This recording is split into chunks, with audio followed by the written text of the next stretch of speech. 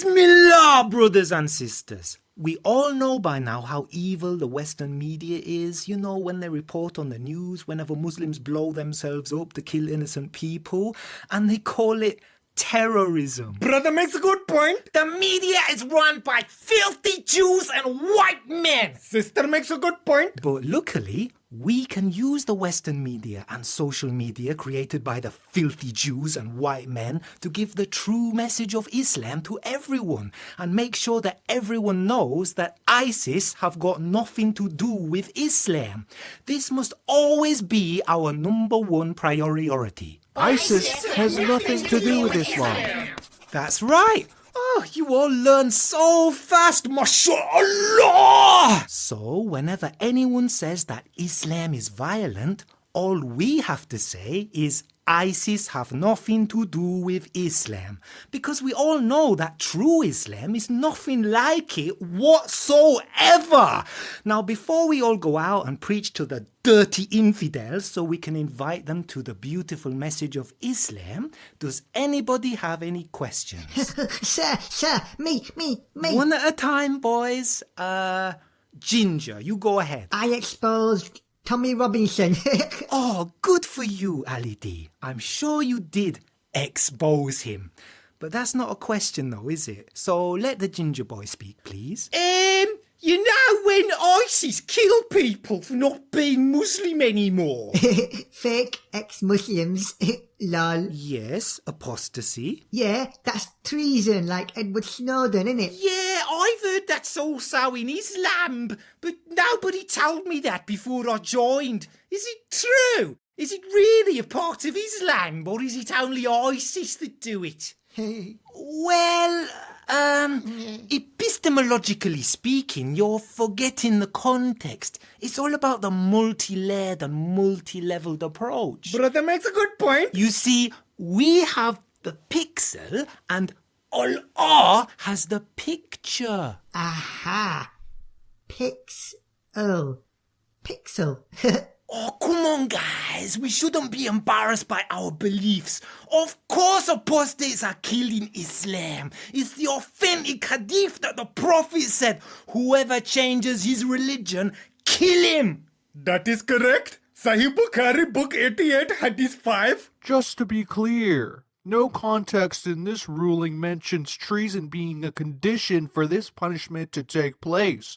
This is an issue of consensus by the major Muslim scholars. Okay, fine. Let's remember, however, that we behead the apostates. And as we know, beheading is painless. So it's a win-win for everyone. But apart from killing apostates, ISIS has nothing to do with Islam.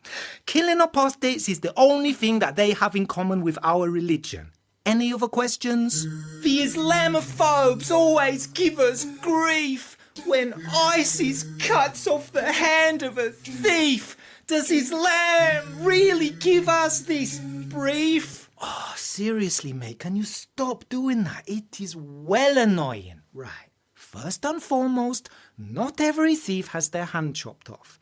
Before you get your hand chopped off, you have to steal something really, really expensive, like an egg or a bit of rope. Sahih Bukhari, book 86, hadith 29. Yeah, and the general command to chop choppy is in the Quran in... Chapter 5, verse 38, Allah says, as to the thief, male or female, cut off his or her hands, a punishment by way of example from Allah for the crime. Yeah, okay, so ISIS follow Islam when they punish a thief or chop off their hand, but apart from killing apostates and chopping off the hands of thieves, ISIS have nothing to do with Islam. Oh, don't forget about them feet, innit? Feet? What feet? Allah orders us to chop off both the hands and the feet, as well as crucify those what spread corruption. Brother makes a good point. This is in chapter 5, verse 33. Okay, so Islam teaches you to chop people's hands and feet off or crucify them if they spread corruption. But apart from killing apostates, chopping off hands and feet and crucifixion, ISIS has nothing to do with Islam. No, man! So here's the point where you chop off the thieves' hands, babes. This is just an excuse to show you skin. Oh, look at that. I have an Audi. And I'm not talking about my belly button. You know what, babes? I call my bed the crucifix, girl. If you want to spread corruption, I'll be glad to nail you there. Newman, stop it! What you're doing is haram! You're not one to speak.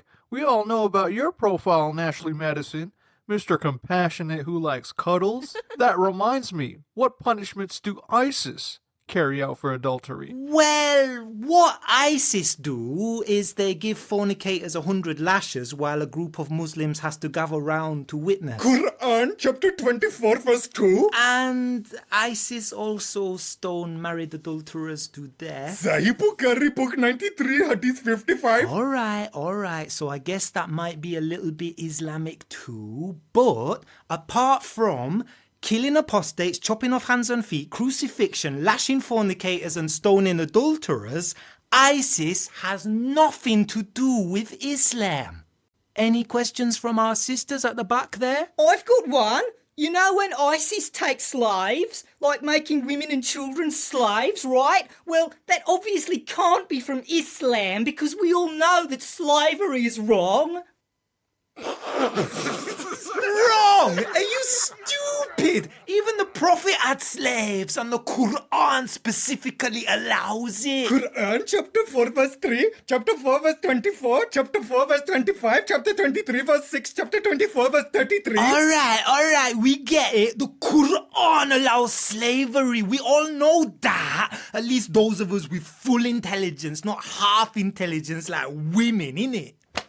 Ew. That is true. Women have half our intelligence. We are told this in Sahih Bukhari book 6 hadith 9. Excuse me, I'm not going to attack you personally, but Islam, to me... Sister, you cannot just interpret it the way you want to. Islam is not made up by every Tom, Dick and Harry. Sister, all major scholars agree that enslaving men, women and children is allowed in Islam, mostly after battle.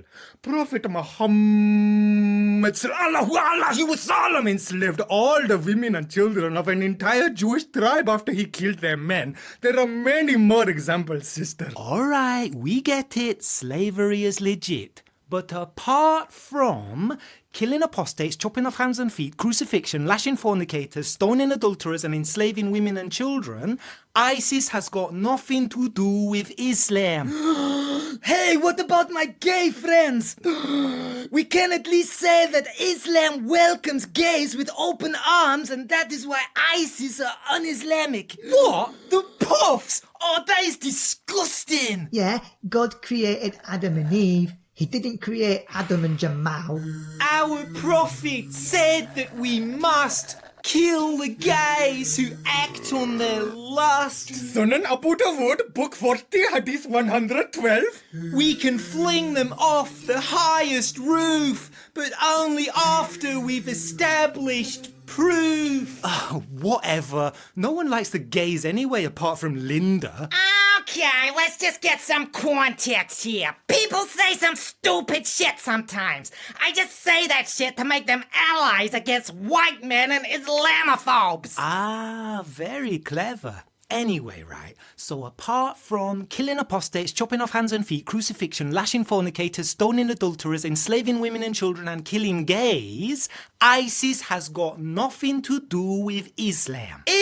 What about collecting jizya from non-Muslims? Quran chapter 9 verse 29. What about destroying shrines? Sahih Tirmidhi book 10 hadith 88. What about executing blasphemers? What about executing prisoners? Is hijab really compulsory? Do drinkers really get lashed? Oh, look, we seem to have run out of time, so I'm afraid I won't be able to answer any more of your questions at the moment. But my original point still stands, yeah?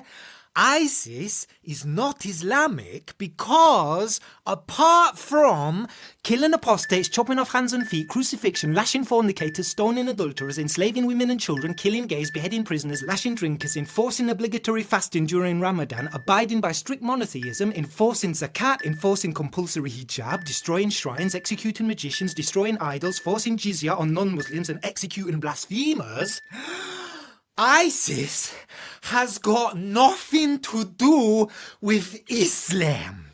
So, what have we all learned today? Islam has nothing to do with Islam. Alhamdulillah, now go and tell all the infidels on YouTube, Facebook and Twitter that Islam has nothing to do with... Wait, what? Oh, shit.